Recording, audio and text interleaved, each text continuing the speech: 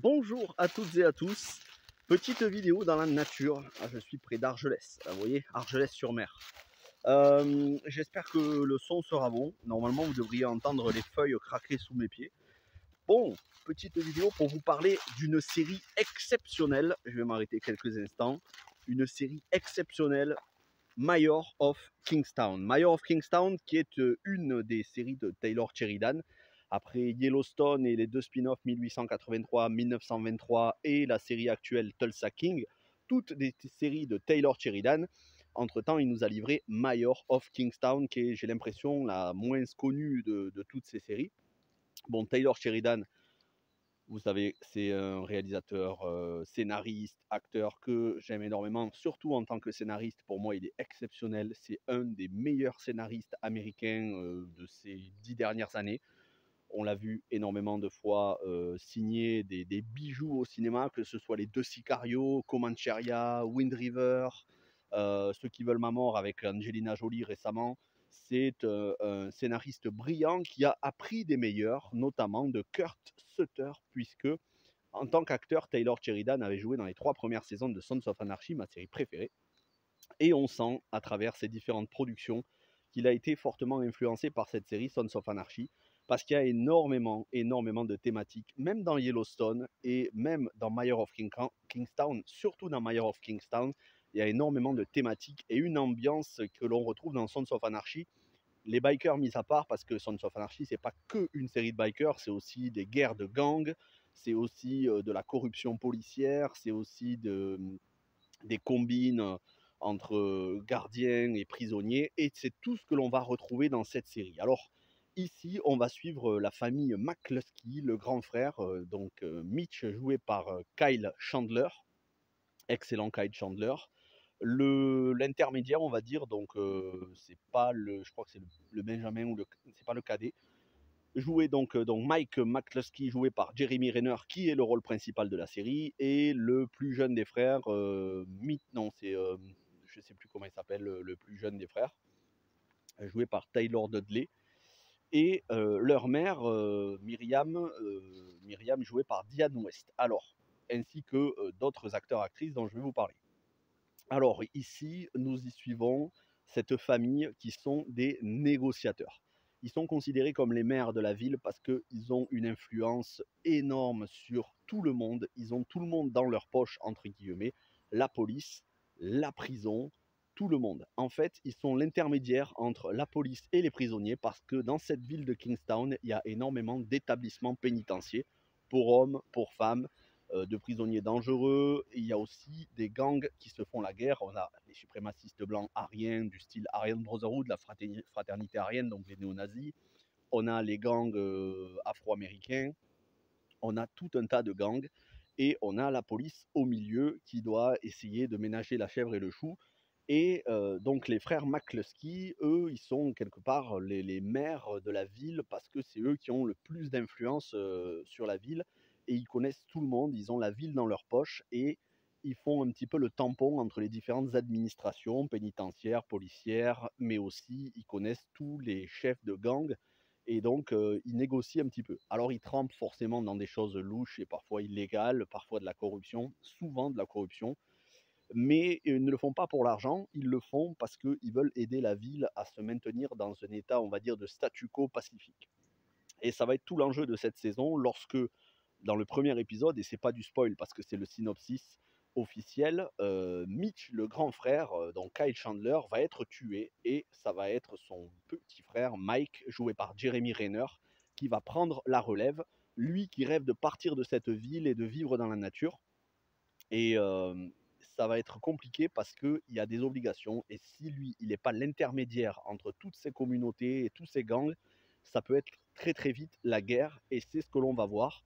Petit à petit, on va voir une tension monter, on va voir les dérives de tous côtés, les dérives de violence policière, les dérives de corruption policière, et en cela, ça fait penser énormément à The Wire sur écoute, la série de David Simon sur HBO, ainsi que la nouvelle série de David Simon, We Own This City, dont j'ai fait la critique sur la chaîne.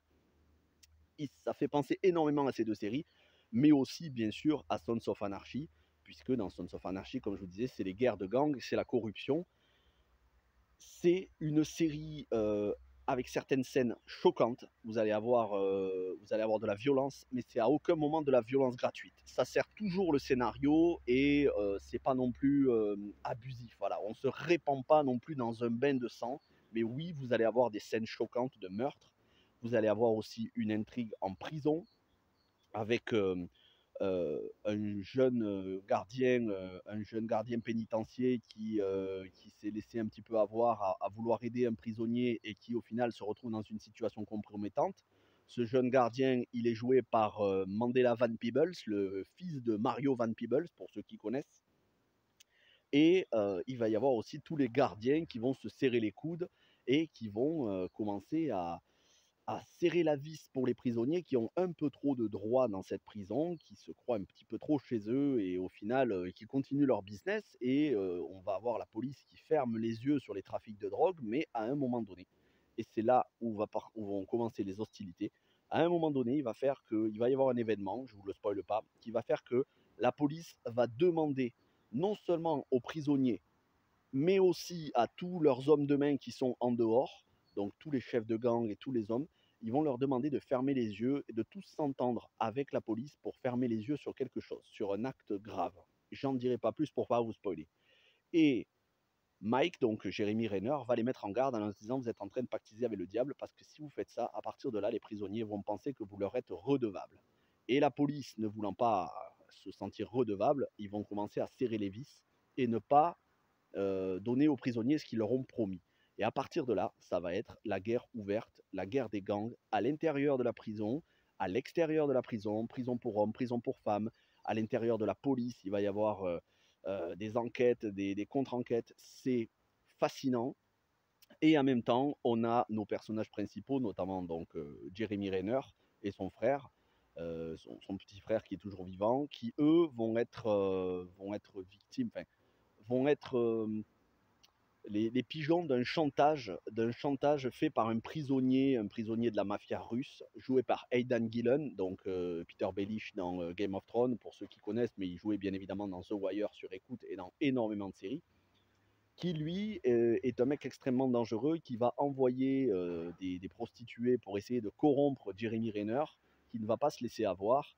Et à partir de là, on va aussi avoir droit au trafic d'humains, au trafic de femmes, la prostitution, les femmes battues, violées. C'est vraiment un univers qui est lourd, mais en même temps qui est fascinant. C'est extrêmement bien écrit, extrêmement bien écrit. Mais vraiment, je vous dis, c'est une écriture à la Taylor Sheridan. Si vous connaissez un peu le style, c'est du 100% pur jus.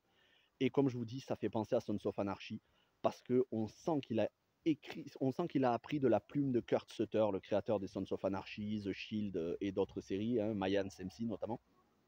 On sent qu'il a appris du meilleur, parce que pour moi, Kurt Sutter, c'est le meilleur scénariste américain avec Taylor Sheridan. Et cette complexité, toutes ces affaires qui sont imbriquées les unes dans les autres, entremêlées, donnent lieu à des scènes d'une extrême violence qui peuvent ensuite redevenir calmes, imprévisibles. Il y a une notion de famille qui est très prégnante dans la série, où on sent qu'ils se serrent tous les coudes. Il y a aussi la notion de flics qui se couvrent les uns les autres, qui couvrent leurs bavures les uns les autres. On retrouve une partie du casting de Yellowstone, et notamment Hugh Dillon qui joue le shérif dans Yellowstone. Hugh Dillon qui est ici le co-créateur aux côtés de Taylor Sheridan, le co-créateur de la série, ainsi que James Jordan qui fait dans la série, qui faisait un policier dans Yellowstone, et qui ici va faire un gardien de prison qui a un rôle très important. Donc une partie du casting de Yellowstone et une autre partie du casting de Sons of Anarchy, notamment José Pablo Cantillo, qu'on avait vu dans Sons of Anarchy, qui faisait Hector Salazar, il me semble, ainsi que qui avait joué dans The Walking Dead aux côtés du gouverneur, c'était un des hommes du gouverneur. Donc lui, il va jouer un chef de gang latino. Et on a aussi Michael Beach qui fait un gardien de prison, qui lui aussi jouait dans Sons of Anarchy, et notamment dans les dernières saisons de Sons of Anarchy, qui faisait partie d'un membre d'un gang de bikers qui était allié avec les Sons. Et donc voilà, une partie du casting de Yellowstone, une partie du casting de Sons of Anarchy, la plume de Taylor Sheridan. C'est une série exceptionnelle en qualité. La tension ne fait que augmenter. Vous allez voir des scènes de folie, dans la prison notamment, je vous en dis pas plus. Et puis il y a ce discours que Taylor Sheridan tient un petit peu dans toutes ses séries, notamment l'histoire des États-Unis. Alors l'histoire selon Taylor Sheridan, est-ce que c'est vrai, est-ce que c'est faux? Je pense qu'on se rapproche plus de la vérité. Après peut-être il faut nuancer l'histoire notamment de l'esclavage aux États-Unis. C'est présent dans Yellowstone avec tout ce qui est la thématique des Indiens. Et là, c'est présent avec la thématique des Afro-Américains. Donc, un petit cours d'histoire, notamment par la mère de, donc la mère, la matriarche McCluskey, qui est une professeure d'histoire à la fois à l'université, mais aussi pour les femmes en prison.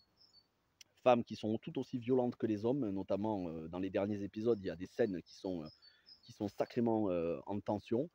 Et donc voilà, Taylor Sheridan nous fait un petit cours d'histoire des États-Unis, mais en même temps, il nous montre qu'il n'y a pas de gentil ou de méchant, totalement gentil ou totalement méchant, même s'il y a d'un côté les prisonniers, de l'autre côté la loi, mais que la loi peut se corrompre et que les prisonniers parfois peuvent être victimes de corruption et qu'au final, force doit rester à la loi, mais pas par n'importe quel moyen et qu'on ne peut pas faire comme à Guantanamo.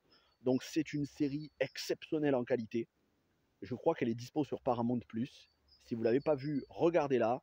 La série est renouvelée pour une saison 2 qui va sortir ou qui est sortie aux États-Unis ou qui va sortir chez nous très rapidement. Je crois qu'elle a commencé à être diffusée aux États-Unis au mois de janvier de cette année, la saison 2. La saison 1 est dispo en intégralité chez nous en France.